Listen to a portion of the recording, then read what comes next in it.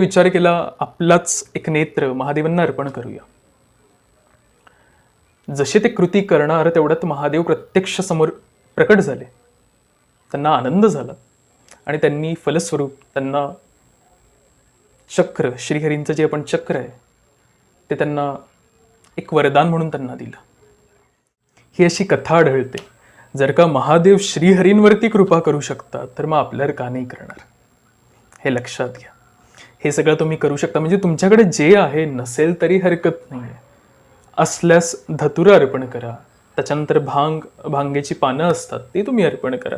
काळे तीळ, पांढरे तीळ, फुलं, त्याच्यानंतर बेलपत्र जे असेल ते तुम्ही अर्पण करू शकता. आणि नसेल तरी फक्त 2 हात आणि 3रं मस्तक हे देखील चालेल. आता ही झाली प्रदोष काळातली पूजा. प्रहर पूजा.